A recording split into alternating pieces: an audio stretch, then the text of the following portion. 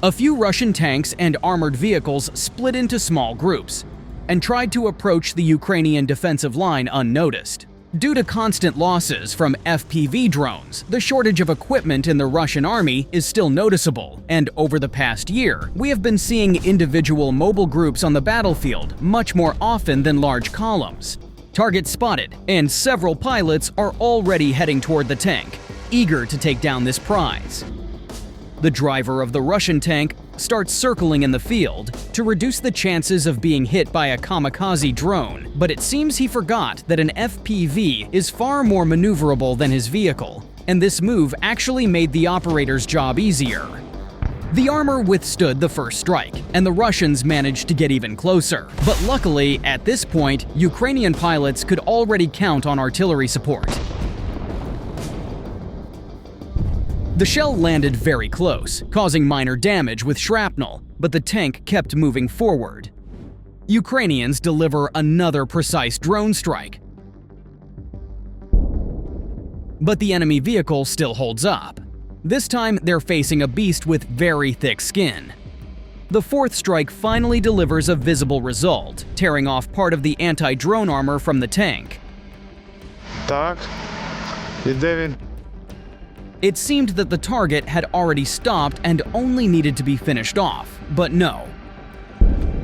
Despite all the damage from drones and artillery, the tank continued to operate until the very end. At the last moment, the crew's courage waned and they attempted to flee.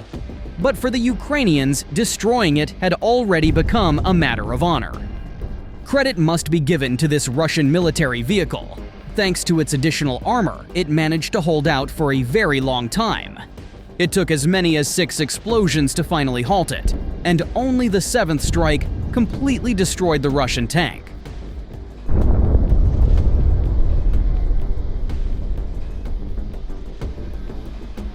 The hunt turned out to be more difficult than usual, but the result was worth it, and this assault wasn't carried out by just one tank. However, its colleagues proved to be neither as sturdy nor as brave.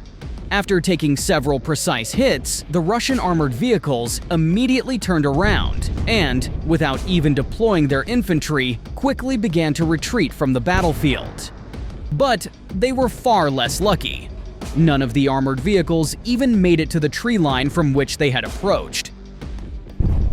As soon as they entered the open area, they immediately encountered a whole swarm of drones that quickly reduced the vehicles to a pile of twisted metal. This time, even the additional armor couldn't significantly change the outcome. Ukrainians managed to destroy a significant amount of equipment participating in this assault before the Russians even reached the defensive positions. After the failed assault, a group of Russian soldiers tries to evacuate from the strike zone, but immediately comes under heavy fire from Ukrainian artillery. And although most of the targets were eliminated using drones, artillery also played a crucial role in holding these positions. This weapon remains highly relevant in modern warfare, and with the support of aerial reconnaissance and skilled operators, it can be just as deadly as drones, though more challenging in terms of navigation and mobility. After the artillery inflicted significant damage on the equipment and caused panic among the enemy soldiers, it becomes easier for drone operators to work and finish off those who were lucky enough to avoid a direct hit.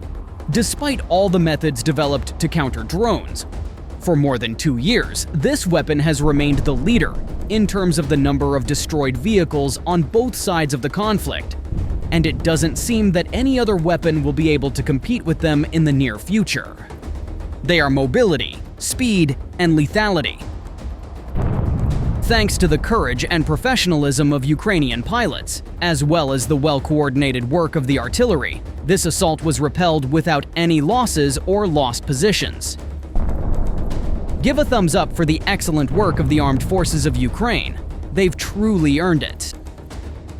Despite how dangerous FPV drones are, quite a few unique moments have been captured on camera, where both Ukrainian and Russian soldiers somehow managed to miraculously survive their attacks. These brave Ukrainian soldiers actually set up an ambush to hunt FPV drones flying past them. Using a shotgun, one of the fighters began literally destroying Russian drones one by one.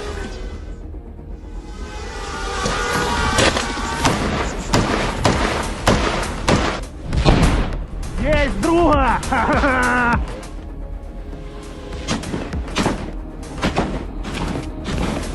But shooting down drones that are flying straight at you, that's a much harder task. For example, this Ukrainian soldier managed to shoot down a kamikaze drone at the very last moment. The shot damaged the drone, causing it to veer off course, and it didn't even explode afterward. Another lucky incident was captured on the body cameras of soldiers from the Kalinowski Regiment, a unit fighting on Ukraine's side, made up mostly of volunteer fighters who are battling for a free Belarus. A Russian fiber optic drone struck their Humvee with pinpoint accuracy, instantly causing a fire.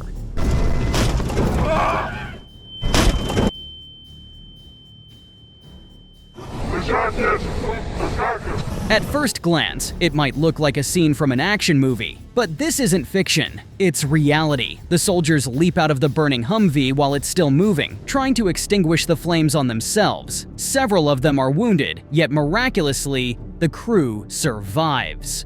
The vehicle's armor held up remarkably well against the drone's direct hit.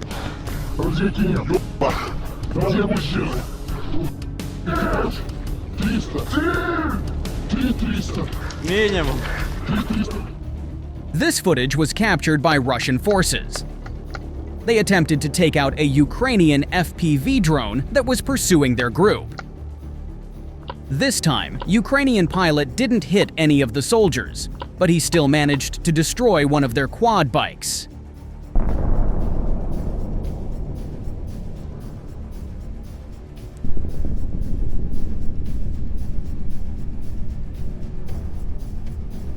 These Russian soldiers were also lucky to spot the drone approaching them at high speed. They tried to shoot it down until the last moment, but didn't manage to hit it even once. Still, they survived, which in itself can be considered a significant stroke of luck. Thanks to quickly abandoning the vehicle, the crew didn't sustain any injuries. This driver didn't manage to react as quickly as his colleagues. Уходи, Саня! He was transporting drones for his team, which immediately made him a priority target for the Ukrainians. This incident is hard to call fortunate. Although the soldier survived, he suffered multiple injuries and burns. Both his vehicle and the drones he was transporting were destroyed. It's difficult to say whether survival would be possible after such wounds and without equipment so close to Ukrainian positions. Most likely not. In off-road conditions, vehicles like motorcycles have their own advantages. They're highly mobile and can move quickly when needed, and even though they lack any armor protection, sometimes it's possible to escape unharmed, even after an explosion that close.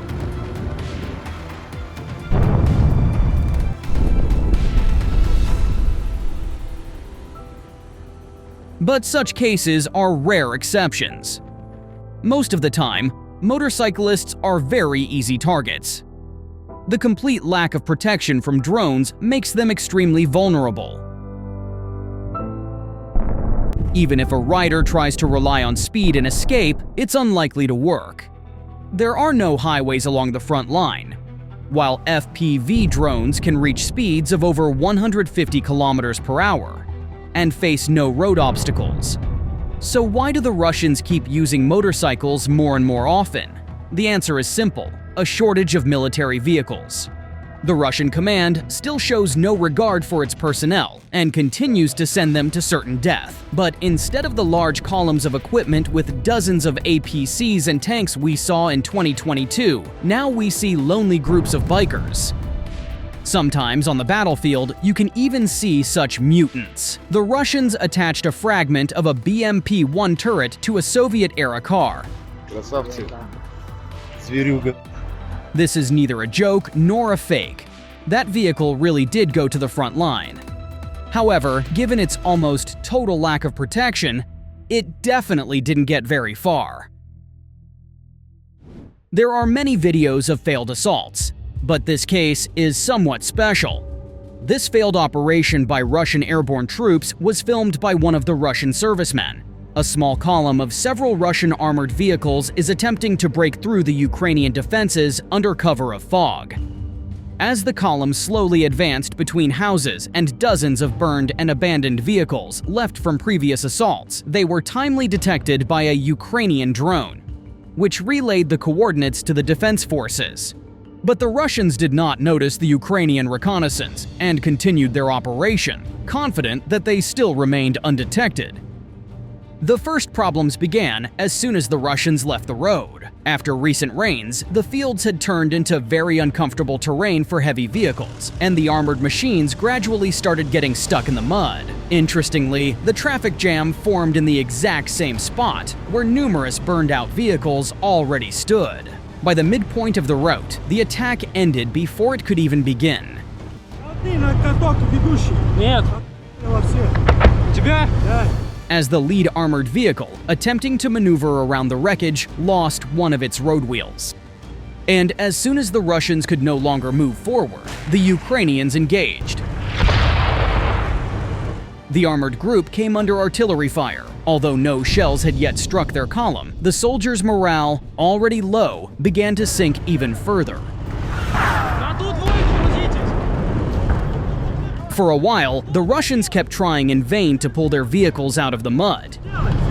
Что делать? Постреляй где? Вот справа. Попробуй. Что выдернуть-то на 6 раз пулят? But eventually, they realized it was over. The assault had to be called off, one that, in fact, had never truly begun. This group of Russians was quite lucky. Поехали. They spent a considerable amount of time in the open, under Ukrainian artillery fire, and didn't lose a single vehicle to a direct hit. Perhaps the fog made it difficult for the Ukrainians to aim, or maybe it just wasn't their day. But it wasn't a great day for the Russians either. They traveled dozens of kilometers under the cover of fog, only to fail the assault simply because they got stuck in mud and barbed wire.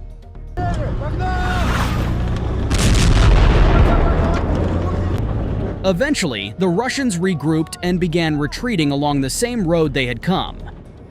When they return, the command will definitely not be pleased that they lost an armored vehicle in the mud without even starting the assault. Russians quite often use ordinary civilian vehicles for military purposes. And although these vehicles are much faster and more maneuverable than armored ones, even additional armor can't turn them into a real APC equivalent.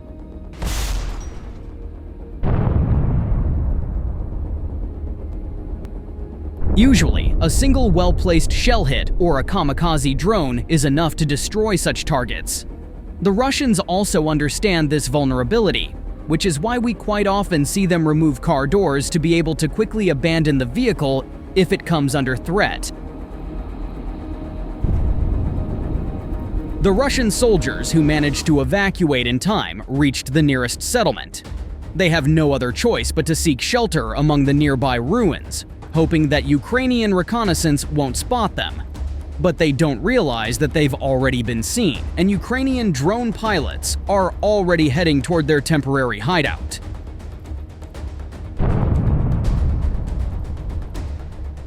It takes a great deal of effort to hide from all modern reconnaissance tools. Once you've been detected, drones can destroy a stationary shelter much more easily than they can a vehicle.